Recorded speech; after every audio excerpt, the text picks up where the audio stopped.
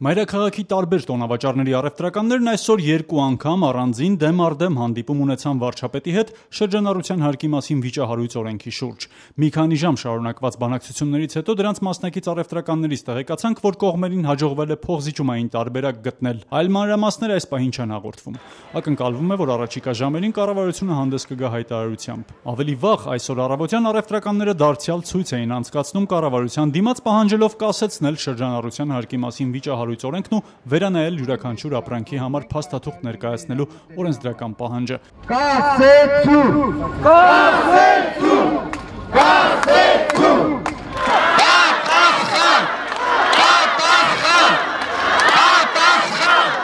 Ցույցի սկզբում առևտրականները 4 հոգանոց պատվիրակություն գործուղեցին վարչապետի մոտ։ Լրագրողներին հաջողվեց մի քանի րոպե ներկա գտնվել բանակցություններին։ Հիմա դուք ասում եք փաստաթուղթ չեն տա խոշորել։ Մենք ասում ենք պարտավոր են տալու են, որտեղ օրենքի արժե բոլորը պիտի հավասար են։ Հիմա այստեղ ինձ ներկայացրել են նաև ներկայացուցիչները մի քանի հարցեր, որ ես պատասխանները հիմա ունեմ, եւ հիմա գնալու եմ ֆինանսների նախարարություն եւ մաքսային պետի հետ, հարկային պետի հետ հանդիպելու եք, այդ բոլոր խնդիրներին դες տալու են, թե ոնց է լուծելու։ Հիմա իրենք ինչ խնդիր ունեն։ Իրենք ասում են, որ բեռնատ տեղափոխողները 5-10 ԽՄԶ մարդկանց բեռնել մի կոնտեյներով տեղափոխում են։ Եվ այստեղ գալիս է մաքսազերծում է ընդհանուր մեկ պրոդուկտ։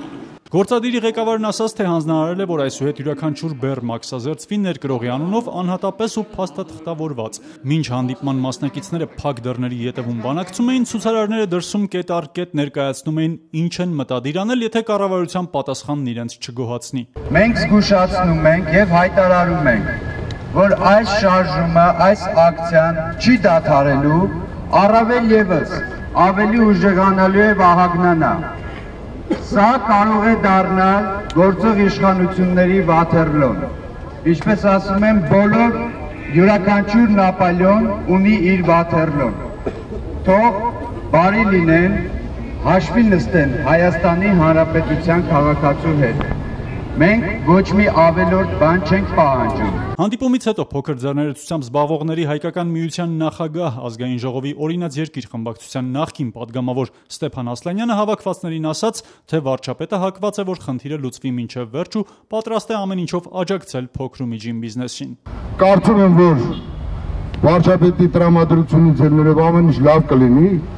հայացքից գոնե առաջին այդպես էր, մարդը տրամադրված է իսկապես, որտեղ ոչինչ չուզում որ ժողովրդի մասնիկ իրան դեմ լինի, դա հասկանալի է։ Հանդիպման մեկ այլ մասնակից, առևտրով զբաղվող Սամսոն Գրիգորյանը եւս մի քանի մանրամասն ներկայացրեց Հովիկ Աբրահամյանի հետ քննարկումից։